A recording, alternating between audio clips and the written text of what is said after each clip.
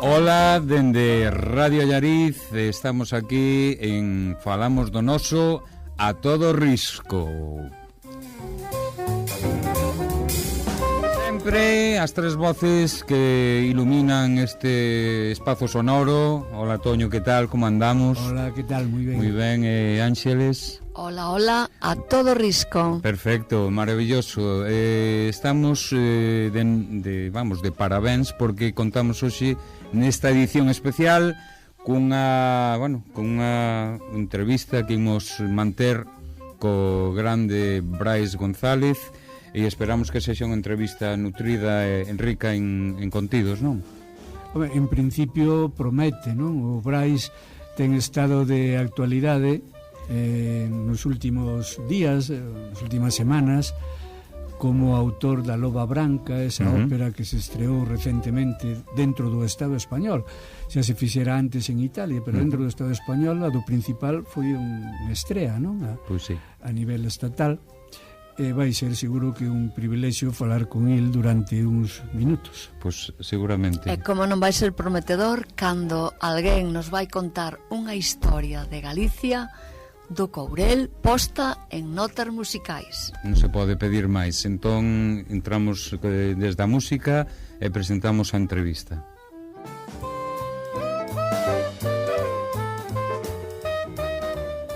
Ben, pois temos a grande sorte de contar hoxe para falar con el con Brais González, un dos pianistas máis eclécticos da súa xeración, cunha carreira sempre dividida entre a interpretación clásica e un extenso labor como acompañante músico de cámara, a máis de un percorrido impresionante como compositor, creador de realidades sonoras e musicais, bueno, en fin, é unha sorte e ademais é unha sorte por ser noticia xa hai, bueno, estes últimos meses pola ópera en galego, en 2 actos, a Loba Branca. Un saúdo moi grande, Brais, que tal? Moi boas, encantado de estar convosco. Moi ben, pois imos, entre comillas, someterte a esas preguntas que nos interesan desde todo punto de vista. Estamos Toño. Hola, Toño, que tal? Hola, que tal? Hola, Brais. Hola, moi boas. E Ángeles, tamén en contacto ca arte, neste caso a arte teatral, a arte dramatúrxica. Hola, Ángeles, que tal? Hola, hola a todos, hola, Brais. Moi boas, Ángeles, encantado. Moi ben, é un servidor que Xavier, e que tamén ten un poquinho tamén de titiriteiro e demais, que pois nada, Brais, Doctor Albeiros. Doctor Albeiros. Fixo de Doctor Albeiros sí. na peli que fixemos na fundación, o que tamén o achega moito a fundación. Ben, é certo, porque entre outras cousas a túa chega á fundación tamén está ben documentada, non, Brais? Bueno, eu coa fundación levo anos xa colaborando dun xeito ou outro. Esa colaboración foise facendo un pouco máis intensa estes últimos anos. Co tempo foise facendo máis intensa, dende logo que sí. Moi ben, pois vamos a empezar coas nosas preguntas, os nosos intereses, as nosas dúbidas. A primeira é que ou quen te inspirou para comezares no mundo da música? Bueno, pois mira, foi sen dúbida o meu pai. É unha destas historias que tantas veces acontecen. O meu pai quixo sempre estudar música cando ele era novo e non puido por circunstancias coa súa familia e demais, non puido estudar música, así que eu como primoxénito tiña todas as papeletas para cargar con un pouco, pois o mellor nese primeiro punto con esa frustración que el gardaba de non poder ter estudiado música. O meu pai era un un grandísimo melómano e bueno, inculcoumo dende moi noviño. Eu lembro estar comezando a ler, sendo moi pequeno, comezando a ler con áreas, co texto das áreas de Don Giovanni. Ese era o nivel. Okay. Nivelón, nivelón. No, era nivelón. Sí, era nivelón. Entón, bueno, tiven un tecladiño na casa dende que tiña 2 anos, e os 3 comecei xa a ir a aulas de música en algunhas escolas. Entón, claro, a verdade é que algunhas veces cando me preguntan sobre este asunto, ou sobre como me iniciei na música, ou sobre que me fixo logo quererme dedicar á música, sí. A verdade é que, claro, non teño ninguna lembranza da miña vida na que o piano e a música non estiveran presentes, igual que tampouco tiven nunca un pouco máis adiante, cando fun xa adolescente, cando chegan estes momentos nos que a veces tens que tomar decisións vitais sobre que queres estudar, unha vez que remates o instituto ou estas cousas, e que nunca xa máis dende pequeno se me pasou pola cabeza outra cousa, a verdade. Foi sempre... Estivo sempre moi presente na miña vida, dende moi cativo. Enténdese. Imos ver, Brais, o da primeira vez sempre crea moitas expectativas. Eu non te vou a poñer en ninguna situación de conflito, só te vou a preguntar por a primeira vez no primeiro concerto. Como lembras o teu primeiro concerto, como foi esa experiencia? Bueno, o que nos podas contar brevemente, claro. Pois mira, é moi curioso dos primeiros concertos. Claro, eu dos primeiros concertos non teño lembranza prácticamente ningunha. Gardo algunha foto, máis que nada porque era un retaco de 5 ou 6 anos nas primeiras veces que me subín a tocar. Esa cosa fantástica, o que sí que comezo a lembrar é as primeiras veces ese clic que sempre dá na cabeza cos nenos cando os concertos te comezan a importar, porque en todos eses primeiros anos, tes 5, 6, 8, 9 anos, saes a tocar en público, é unha cousa máis, é outro dos xogos que faz ao longo do día. Non lle das ningunha importancia ao que está a piques de acontecer, saes, tocas e xa está. Logo hai un punto aí na preadolescencia onde de repente comezas a entender o importante do que estás a facer, e comezas xa esa outra fase de nervios e de tensión e demais. Esas quizá son as primeiras lembranzas que teño dos concertos. Pois eu comecei tamén a ir a concursos de piano, a concursos internacionais de piano, e historias destas bastante novo. Dos primeiros tampouco me lembro prácticamente de nada, pero sí que teño aí unha lembranza. Pois para mí a primeira lembranza seguramente ao ano 98, ao que fun a un concurso en París, teño como esa cousa de estar perdón por a expresión, cagao de medo antes de sair a tocar, porque supoño porque comezas a ser máis maior, entendes tamén o sacrificio que está facendo a familia coas viaxes, claro, coas aulas de música, con todas estas cousas, e de repente sí que noto para min ese foi o clic de decir, ostras, aquí hai... non é só un xogo. Foron aí uns aniños aí de repente nos que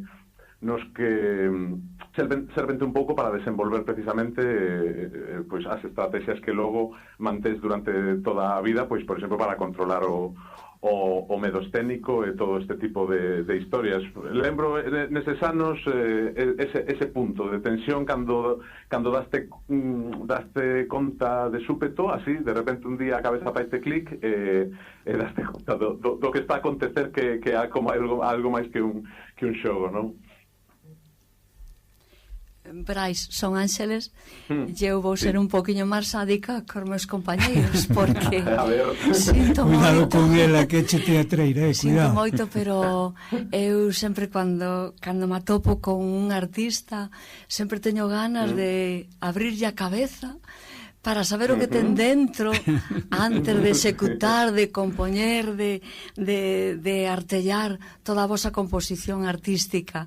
O que che quería preguntar nesta liña sádica é esa: que sintes, que tes na cabeza? Quería abrirche o teu corazón, mirar os teus sentimentos para saber que tes antes de compoñer ou de empezar a practicar unha gran peza no teatro como foi esta que fixeches no Teatro Principal.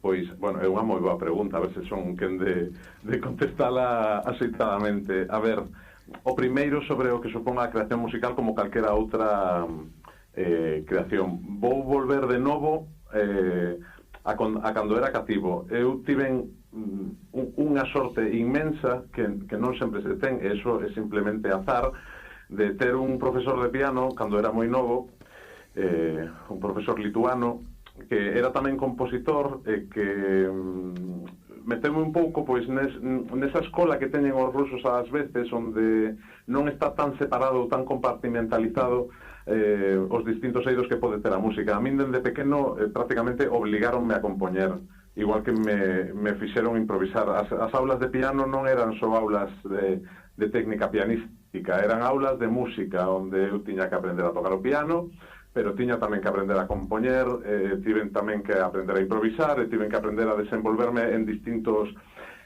campos da música. Polo tanto, explico isto para decir que o que supón crear algo novo musicalmente estivo sempre moi presente dende que era pequeno. Polo tanto, para min foi tamén unha cousa que foi crecendo comigo dun xeito bastante orgánico. A partir de aí que sinto a pregunta en sí, por iso a quería poñer un pouco en contexto porque pareceme un pouco complexa de responder. Sí. Agora ben, para min hai unha cousa que tamén é evidente e que tamén me conecta con esa parte de min. Cando eres pequeno, igual creas por xogo, igual que cando somos pequenos moitas veces todos pois inventamos contos ou inventamos historias ou inventamos xogos distintos ou que sexa, non? Quero dicir, a mente dos rapaces é moi adoita ser moi creativa. Outra cousa que logo a vida moitas veces vai cercenando esa creatividade ao longo dos anos, pero os nenos son sempre moi creativos. Eu tive esta fortuna de poder canalizar dende moi noviño esa creatividade dun xeito moi focalizado cara a unha cousa moi focalizada. A partir de aí, para min, a composición musical estivo sempre vencellada a emoción e aos momentos vitais que che están a acontecer. Que pasa? Chega un punto no que cando a creación artística, como me está a acontecer a min estes últimos anos, está profesionalizada, que ás veces tes que disociar tamén o personal ou o emotivo coa encarga que se están a facer, porque cando facemos de obras de encarga, a Loba Branca foi unha obra de encargo, neste caso. Tive a fortuna de poder elixir o tema, e demais, xa falaremos despois diso, pero moitas veces atopaste con esta dicotomía interna de que ti igual estás dun xeito ou a ti emotivamente gustaríache explorar un camiño, pero a encarga que tes que facer ou que tes que entregar en tempo nun determinado día dun determinado mes vai por outro lado. Foi nese punto no que entendín que para min a creación non sempre ten que estar vencellada co que eu sinto. Encántame cando pasa así, pero non sempre é, e polo tanto o que estes últimos anos trato de pensar máis é precisamente en como pode estar vencellada ou como pode estar conectada co que sinte a xente. Sei que teño moitos colegas compositores e grandísimos compositores que teñen unha chega á composición musical ás veces un pouco máis sesuda ou un pouco máis académica, máis ortodoxa, ás veces incluso como máis buscando a experimentación. Pero para min segue sendo básica a conexión emocional co público. Ese adoita ser o xeito no que traballo. Fantástico, Brais, porque confirmanse os desexos e as esperanzas que temos sempre en vos, que levades no corazón e na mente unha cidade, un mundo máxico, que logo por encargo ou non, ou por inspiración, ou por lecer persoal, transmitides nunhas pezas perfectas. Grazas, Brais. Ahora vou eu coa pregunta máis prosaica, entón.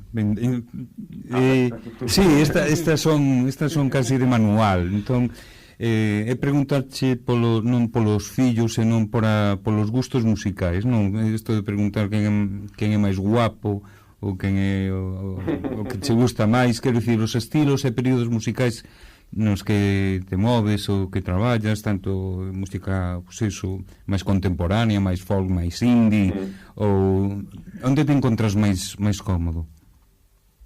Bueno, como escoitante, entendo que a pregunta vai por aí, verdade? Como escoitante, como consumidor de música. Sí. A verdade é que, mira, como a música clásica é o meu traballo durante case todo o día, moitas veces non a consumo demasiado, vai sobre todo por épocas do ano. Agora, por exemplo, que andamos aquí en Vigo facendo unha montaxe de Madame Butterfly que me está comendo moitísimas horas do día. O último, por exemplo, que quero escoitar ao chegar a casa é máis ópera. Eso claro. Que é máis ou menos entendible. Sí. A partir de aí non vou decir esa frase tan manida de que escucho de todo, como di a xente por aí ás veces, pero bueno, francamente escoito bastantes cousas. Eu desde pequeno mamei moita música tradicional e moita música popular, polo tanto o folk, xa non só o folk daqui do país, senón en xeral as expresións artísticas tradicionais e populares están xeralmente bastante presente nas miñas playlists.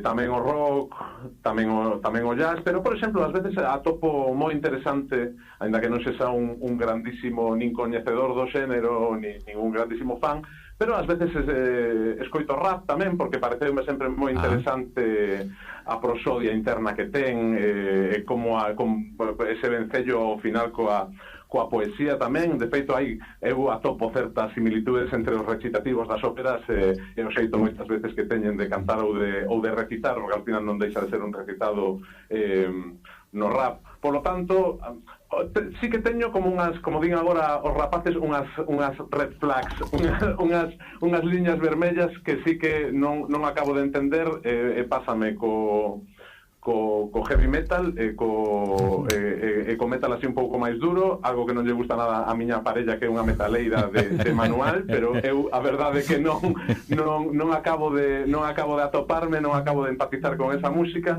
e sucédeme un pouco con algúns xéneros da música latina, da música latina comercial, a cumbia, o reggaetón, este tipo de cousas. A verdade é que non o intentei moitas veces, aínda que sexa por conciencia e por responsabilidade profesional, eu adoito darlle unha oportunidade absolutamente a todo, pero a verdade é que non me atopei nunca moito con iso. Escoito, por exemplo, unha cousa que a moita xente lle resulta curiosa, pero escoito moito country, por exemplo, a música country, o bluegrass e a música de raíz americana é unha cousa que cando que se trata de limpar a cabeza, de un pouco de abstraerme do día, é unha música que escoito mucho, sí. Bueno, recomendada entón para limpezas mentais, ou limpezas vale, para contaminación cerebral. Moi ben. Bueno, Brais, falemos agora de técnica e de emoción.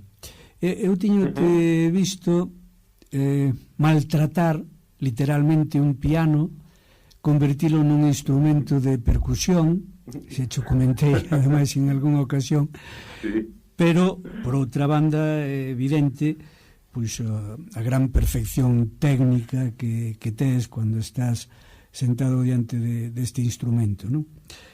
A cousa é onde pode estar o equilibrio entre técnica e emoción nun intérprete, xa non falo tanto do compositor, tamén se podería falar, pero sobre todo dun intérprete tanto das túas propias obras como de obras de outros autores. Supoño que a veces é difícil o equilibrio, non? Entre manter un certo rigor técnico e ao mesmo tempo pois darlle o toque personal, o toque emocional que a peza exixe, non? De alguna maneira. E repito que me baseo nesta imaxe que estou vendo hasta ahora de literalmente estar convertindo un instrumento de corda como é un piano nun instrumento, bueno, tamén é de percusión no sentido estricto, pero nun instrumento de percusión no sentido de golpealo para lograr sons acordes co que se está tratando, non?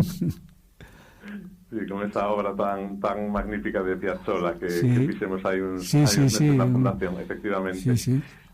Bueno, mira, é unha moi boa pregunta. Eu creo que a técnica é unha responsabilidade do intérprete para ter as ferramentas aceitadas precisamente para poder estar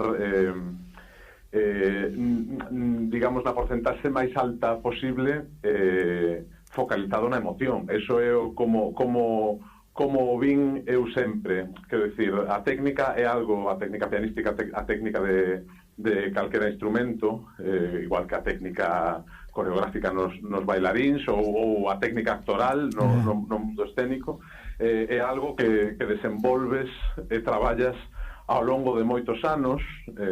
De aí tamén moitas veces a importancia de facelo, e por eso moitas veces supoño que a música comeza a estudarse dun xeito tan temprano, porque lóxicamente a técnica instrumental dun instrumento está tan ben sellada co anatómico e co propio movimento que evidentemente hai certos recursos técnicos que se os tes traballados moi de noviño xa non tes que volver a preocuparte por eles na vida prácticamente, non? Entón, bueno, eu sempre o vin así, é unha responsabilidade que adquires co tempo cando preparas unha obra, como para que cando chega o momento do concerto esa técnica non sexa algo importante que se este menoscabando, digamos, o momento de creación emocional, porque ao final cando saes a tocar, falo agora como intérprete, eu tamén creo nesa conexión emotiva co público. Para min debería ser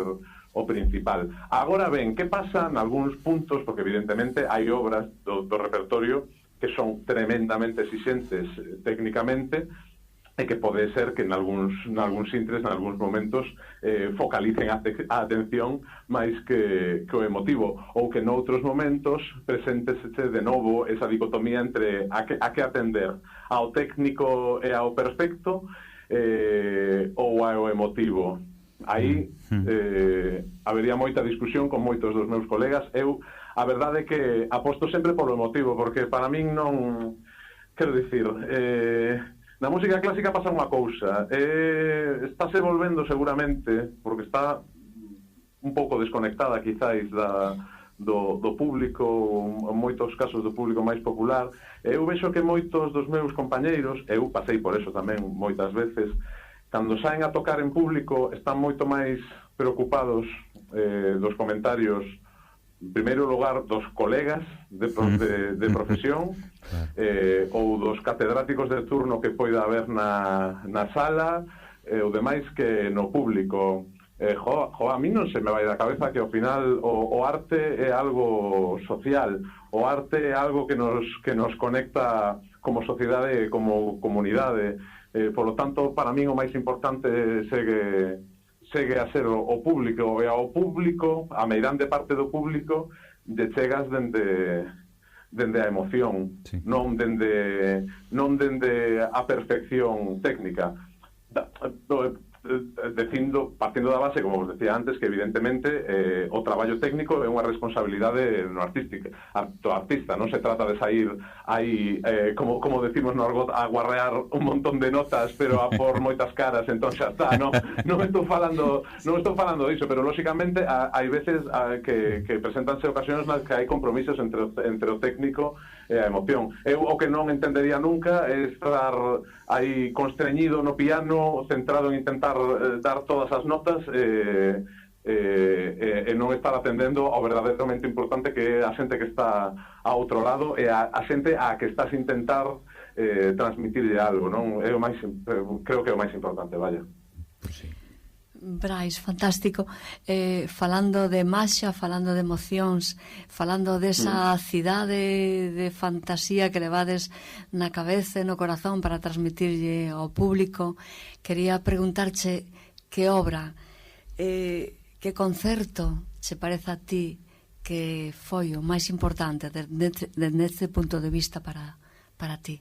Que concerto, que maxia houve en algún deles ou en algunha composición de algunha obra, non o sei, que foi o máis significativo para ti e tamén para o público?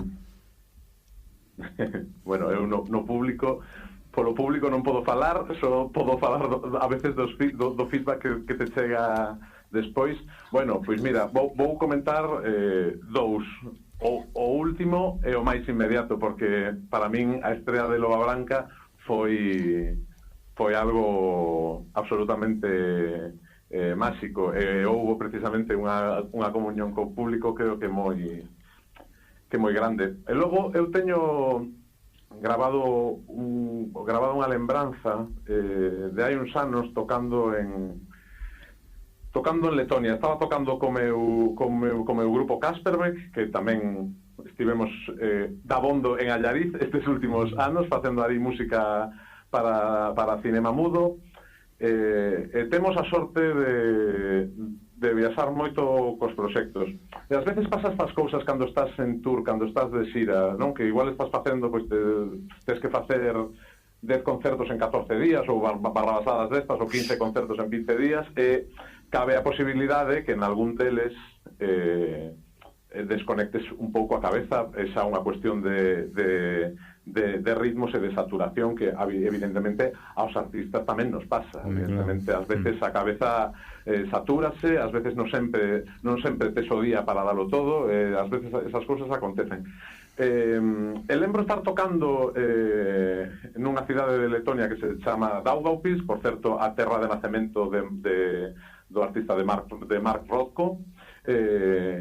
Era un día destes que eu estaba co piloto automático un pouco posto no concerto, porque estaba moi canso. De repente, na metade da película, parei a pensar, e mirei así para os lados e dixen, carallo, tío, estamos aquí un rapaz de Lalín, un de Vigo e outro de Pedralba, dun pobo de 1.500 habitantes de Valencia. Estamos aquí a 4.000 kilómetros da casa cun grupo de xente que viu a ver a un rapaz de Lalín, a un de Vigo e a un de Pedralba, viu aquí a gastar o seu tempo para estar véndonos a nós. Quedeime coas caras da xente, con como estaban a desfrutar da música, da película.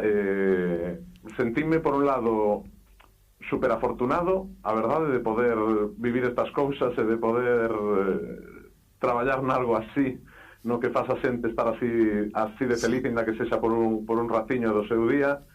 Dixen, non se pode desconectar, non me podo permitir a min mesmo desconectar así. E a verdade é que dende ese día poucas veces máis me volveu a pasar volveu a acontecer esta cousa de desconectar nos concertos. Entón é un día que lembro moitas veces. Ás veces, cando teño un día así un pouco canso, tócame sair a tocar, lembro aquel día na praza daquela pequena vila letona e digo, non vai merecer máis a pena por canso que estea desfrutar do que estou a piques de sair a facer, porque vai ser moi lindo. E os concertos adoitan ser case todos moi lindos, por fortuna. Conexión e maxia, non se pode pedir máis. Gracias, Brais. Bueno, eu quería falar da conexión que di Ángeles coa Fundación Risco, que ven xa de vello, non? Hai un tempo xa cando Luis Risco era o que levaba a Fundación como presidente, agora en esta nova fase, con Celia Pereira. Son varias xa as colaboracións que temos disfrutado, non? O de Kasperbeck, o que ti te referías agora, que foi un ciclo, eu creo que interesantísimo, non? Agora estamos co dos neoartistiñas. A mí me parece que é un ciclo que está funcionando realmente ben. Por certo, aproveito xa para anuncialo, que este sábado temos o terceiro concerto deste ciclo do ano 24 con Anxo Gómez, o que ti acompañarás como é habitual co piano da Fundación, e con un programa que nos vai permitir achegarnos a Paganini, a Bach, a Lalo, a Sarasate, creo tamén. Bueno, un programa destes que paga pena, non? Como ven sendo, eu creo que o nivel desta última xeira está sendo espectacular, non? Pero temos que falar tamén da loba, claro, da loba. Si buscamos algunha maneira de enlazalo ca Fundación, pois supoño que estarás de acordo comigo que o conto da Loba Branca é un dos que Risco rexistrou. Ben é verdad que non a túa versión, non? Porque a Loba Branca aparece en moitos contextos xeográficos e contextos culturais. De Risco pois está lá por Viana do Bolo, hai outros da costa, pero ti elixiches o do interior, non? O do Courel. Entón a pregunta casi que iría por aí: por que elixiches esta versión do conto tradicional da Loba Branca? Ángel está me mirando con a cara porque ela desto sí que controla, non? Das versións dos contos e de teatralizar contos. Aquí na radio a veces o fai tamén, o sea que pero a pregunta sería esa, non? Por que elixiches precisamente esta versión, ainda que hai uns ingredientes comuns, como en todos os bons caldos, non? Hai uns ingredientes comuns, pero despois hai os seus matices. E este do Courel, evidentemente, ten tamén os seus propios matices. Por que este e non outras das versións que hai do mesmo conto tradicional? Bueno, pois é unha resposta bastante básica. Eu atopei a lenda, o conto da Loba Branca, pois como se atopan as cousas agora nestes últimos anos en Google. A partir de aí a historia chamou unha atención, que decir, eu estaba nun proceso de busca porque tiña que cadrar o que me pedían na encarga de Italia, que pedían unha cousa moi concreta, quero decir, os solistas, o setup de músicos e todo viume dado. Non tiven ningunha flexibilidade a ese respecto. Por lo tanto, precisaba atopar unha historia que digamos que me cuadrara dentro dese molde, nese marco de solistas e de elenco no que me ia mover. Buscando por internet atopei varias, entre elas atopei a historia da Loba, que nesa versión que atopei estaba baseada no Courel. Logo, cando xa sabendo que seguramente ia quedar con esa lenda, é que atopei máis versións, e foi despois que se me abriu esa bendita casualidade de que Risco a tivera recollida. Non o sabía nun primeiro momento. Eu teño familiares no Courel, teño unha tía vivindo no Courel, é profesora ali dende hai moitos anos, e polo tanto casi das primeiras cousas que fixen foi ir para ali.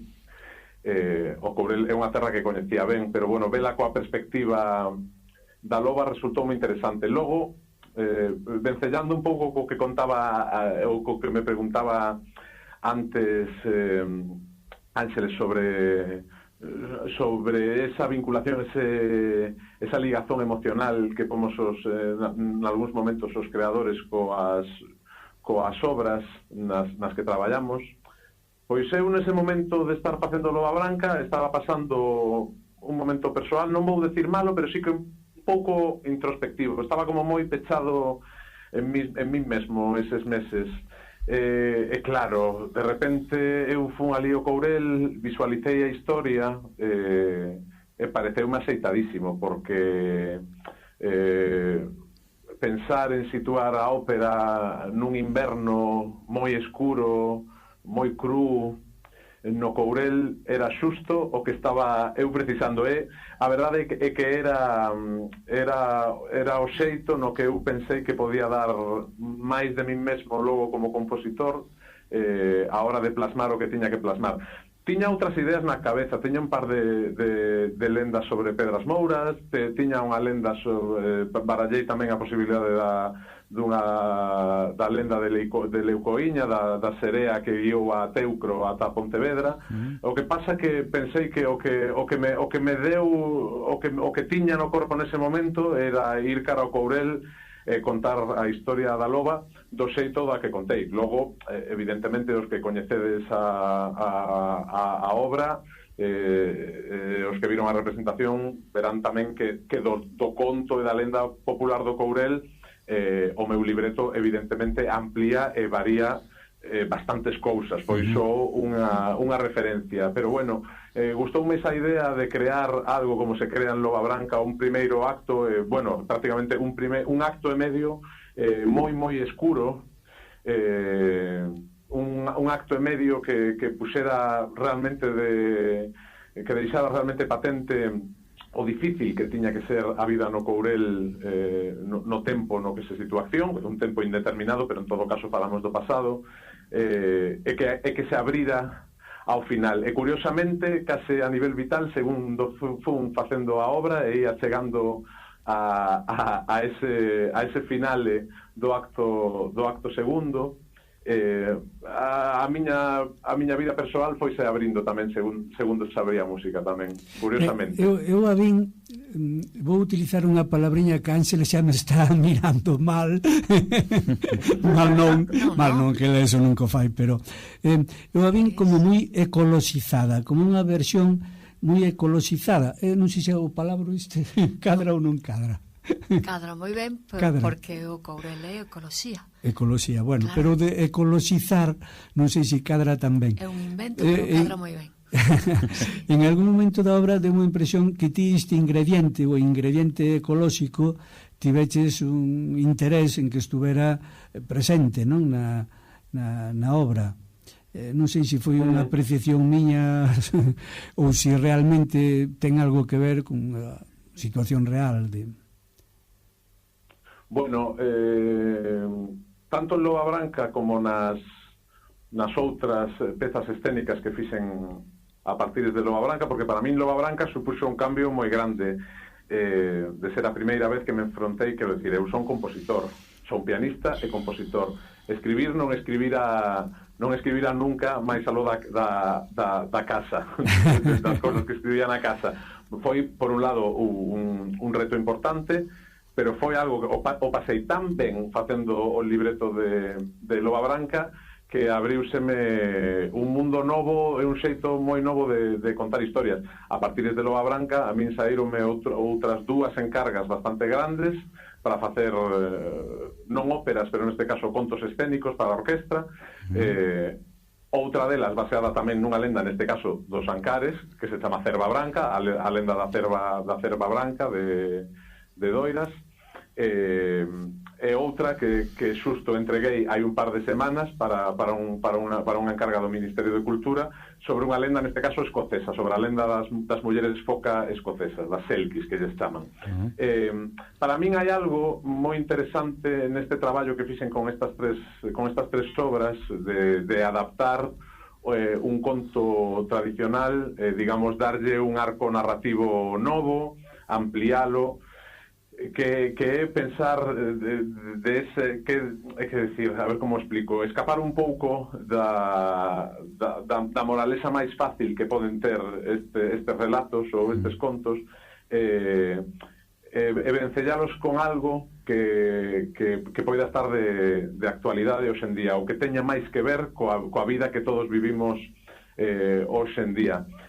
No caso da lenda da Cerva Branca, de Aldara e a Cerva Branca dos Ancares, serviume para falar da emancipación da muller e do valor da liberdade. E no caso da Loba Branca, si serviume primeiro para poñer algo que segue estando moi de actualidade, como é a relación do lobo co humano no eido rural, no? E nos entornos rurais. E logo, por suposto, si para falar de ecoloxía, para poñer en valor o que é, como decía Ángeles antes, o Courel é ecoloxía, o Courel é un dos grandes pulmóns verdes que temos aquí no país. Entón, sí, evidentemente vou tomar o teu palabro de antes. A ópera está lixeiramente ecologizada, sí, efectivamente. Ángeles dá o seu visto bo, co cual non hai problema. Ainda que non o dera que o dou, pero é unha palabra fermosísima, define moi ben. Bueno, pois apuntámola. A obra de Braille o Courel. Apuntámola. Sí. Bueno, estamos a rematar. Unha pregunta, bueno, eu creo que tópica tamén. Ti como creador, como intérprete, como consumidor, como profesional da música, como ves a situación hoxe en día? Cal crees que é a evolución? Unha boa pregunta, porque eu falo moito cos meus colegas. Estes días, precisamente, vos comentaba antes que estamos agora aquí en Vigo cunha montaxe de Madame Butterfly, cun elenco das primeiras figuras nacionais. Estou a discutir moito estes días con algúns dos meus compañeiros de profesión que teñen unha visión un pouco distinta á miña, porque escoitei estes días de boca de xente que quero moito, que respecto moitísimo como músicos e como profesionais. Simplemente temos opinións moi distintas. Escoitei cousas como que a la ópera no se puede venir sin estar preparado. Es que yo no concibo que vengas a un concierto de música clásica sin haberte leído antes las cosas. Eu digo, miña nai querida, pues esa... quero dicir... Para min, a música clásica pasa de unha cousa, que nestes últimos anos musealizouse un pouco. Quero dicir, nós vivimos...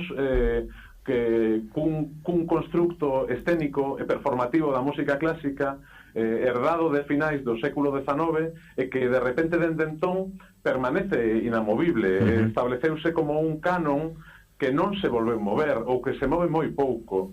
Entón, bueno, está moi ben logo botarlle a culpa ás novas xeracións, a que a xente nova non consume non sei que, un patatín e patatán, pero vexo que hai unha falta de autocrítica enorme, en xeral en moitos sectores culturais, particularmente neste no que coñezo, que é o da música clásica. Eu creo que é unha responsabilidade de todos, como artistas, como músicos neste caso, de buscar de que xeito se pode volver a conectar coa xente. Estes últimos anos, alí a Fundación, levamos un par de proxectos que ían un pouco nesa dirección. Eu non sei se Antonio estaba presente nese concerto sobre a música de Schumann e de Brahms e de Clara Schumann que fixemos o ano pasado ali na Fundación, que ia un pouco nesta liña. Este ano presentamos un proxecto chamado Bestiarium, que trataba tamén de achegar a música dos animais de un xeito un pouco distinto.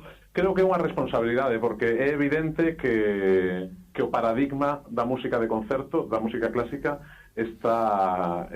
para min está esgotándose, está un pouco nos seus excertores. É unha responsabilidade de todos cambiala. E aí é precisamente nestas circunstancias onde a ópera ten moito que dicir, porque a xente a ópera lle ten como un pouco de respeto, pero a ópera é un xénero fantástico no que se contan historias, ademais sempre truculentísimas, ademais que é unha cousa como que a xente conecta. Mira, pasoume unha cousa, vos conto isto, non me enrollo moito, pero pasoume unha cousa hai unhas semanas.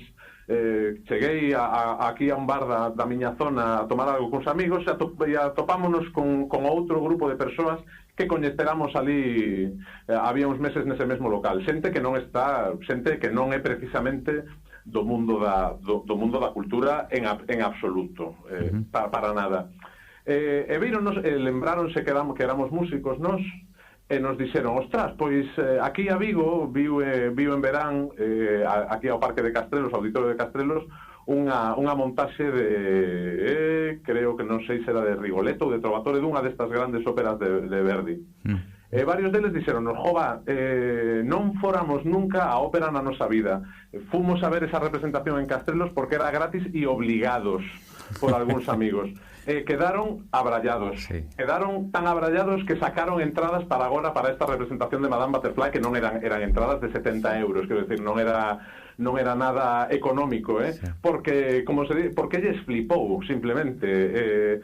Encontráronse de repente nun escenario onde están contando unha historia, como digo, que se asemella case máis ás veces as telenovelas turcas estas que ve a xente agora en Netflix, que unhas historias cheas de unhas tramas super intensas e que chas contan ademais cunha música preciosa. Entón, quero dicir, a xente para min está moi mal botarlle a culpa a xente de que as cousas non se consuman. Se as cousas non se consumen, entón é que estás desconectado da sociedade. Se estás desconectado da sociedade, eu o sinto moito, pero entón estás morto como artista. Por lo tanto, é a nosa responsabilidade de conectar coa xente outra vez, do xeito que sexa, aínda que non nos guste ou aínda que pensemos que está menoscabando o noso arte, non sei que, eso para min son chorradas. Como vos decía antes, o arte é comunidade, non é noso. A música clásica non é nosa, non é de ninguén, é de todo o mundo, ao que nós já queramos mostrar. E para min, eu estaría felicísimo se já mostráramos a canta máis xente mellor. Estou de acordo, moi de acordo contigo. Totalmente. Brais, isto non é unha pregunta, isto é unha apreciación. Eu penso que Galicia ten as historias, as lendas, as costumes, todas que nos enriquecen moitísimo, e temos tamén músicos como a ti que poden contalas en música. Estamos a falta diso, e que nos embeleñen e que nos engallolen coa música, e ir con eses amigos que tú dis, ir aos concertos e escoitar musicalmente as historias que nos temos na alma, na paisaxe, na terra. Moi ben, Brais, casi que temos que ir acabando. Ti non tes a posibilidade de ver aquí o noso colega Carlos, que é alma mater da radio, pero que non lle dixemos que iba a ser unha entrevista non moi longa. Estámoslo vendo aí na peixeira esta. Bueno, temos que ir rematando. Me puxeches moi a man o de facer un chamado a xente do común, non? Que vivan por unha vez a experiencia de asistir a un concerto como estes que ofrecemos que ofrecedes na Fundación Risco, ou do principal, ou estes dos que estamos falando, ainda que só foron a vez por ter unha experiencia, non? Por vivir esa experiencia. Seguro que repetirían, non? Sí. Moita xente non ten esa experiencia, polo tanto, do que non conocemos, pois é difícil opinar, non? E se se opina casi sempre é por outros, que non sempre é a opinión que máis pode enriquecer, non? Entón, bueno, nese sentido, eu creo que é un papel que, aínda que algunhas veces pois non teña a resposta que podíamos pensar que tiña que ter, pero que paga a pena insistir nelo, non? E, bueno, xa para ir rematando, como dicía, que vamos un pouco colgados de tempo, a pregunta que iba a facer, pero non sei se agora en parte xa respondiches, pero bueno, facer xa fago igual. Hai algún proxecto de futuro que podas compartir cos que estamos por eiquillos, que nos podan escoitar, bueno, algún proxecto que teñas así, que se poda ir coñecendo a un plazo medio? Sí, como vos decía, está en carga do INAEM, do Instituto Nacional de Música, sobre esta pequena lenda escocesa. Selkie chamase, unha obra escénica para narradores e cuarteto de saxofóns, que vai vir por aquí por Galicia, por León, estará tamén por Menorca e por Valencia a finais de ano, coincidindo co Nadal, como vos decía, unha lenda preciosa das focas que saen do mar e convértense en mulleres, que como vos decía, vais estrear en Nadal, e teño moitas ganas de que eso suceda, porque aparte é unha cousa que mestura a tradición da ópera, a tradición do teatro no xaponés, e a propia música de cámara do cuarteto de saxofóns. E logo para 2025 unha cousa a que lle teño moitas ganas. Antes vos mencionaba esa lenda de Leucoíña, da serea que levou a Teucro ata Pontevedra, que a rexeitei hai 2 anos para facer Loba Branca, pero agora a estou recuperando para unha obra coral que coincide co 100 aniversario da Sociedade Polifónica de Pontevedra, un dos coros máis antigos que hai en Galicia, un coro que estivo, neste caso, presidido por Castelao, entre outros, a comezos de século, que vai ver a luz de novo como unha obra escénica para coro e orquesta coa Orquestra Sinfónica de Pontevedra. Niso comezarei a traballar en canto remate o ciclo de neoartistiñas deste ano para estrear en 2025. Esos son un pouco así os dous grandes proxectos que teño para próximamente. Gustaríanos abrir a cabeza túa e ver todo xa neste momento. Este é o meu sadismo cara aos autores e aos creativos que hai.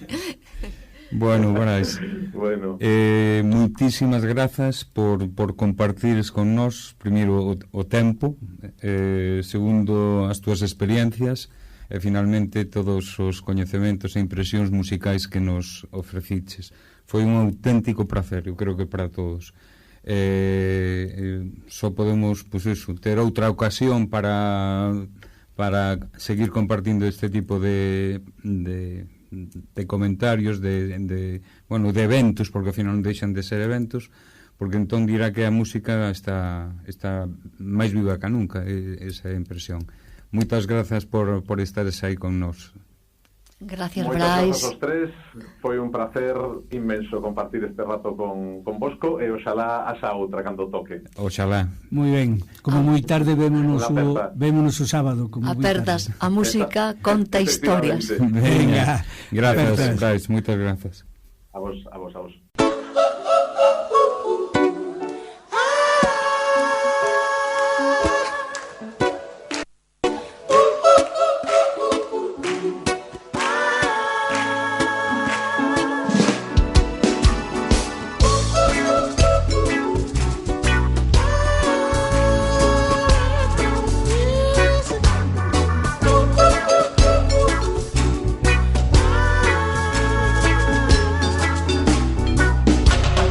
Novidade veio dar à praia, da qualidade rara de sereia, metade o busto de uma deusa maia, metade um grande rabo de baleia.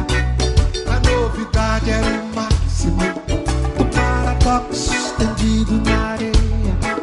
Alguns a desejar seus beijos de deusa, outros a desejar seus lábios pra sereiar.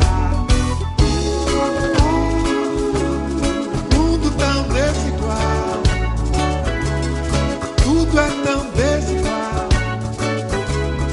Oh, oh, oh, oh, oh, oh. Oh, de um lado esse carnaval, do outro a fome total. Oh, oh, oh, oh, oh.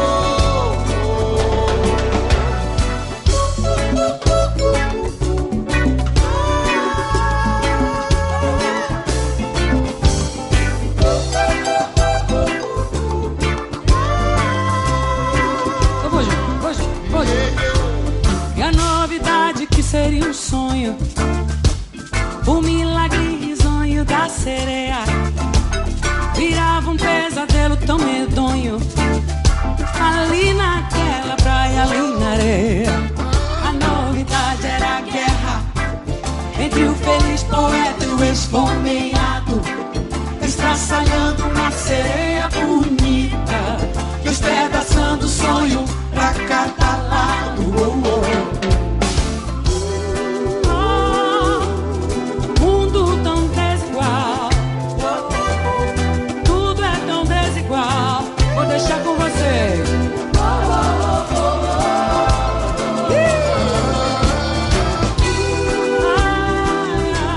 De um lado esse carnaval,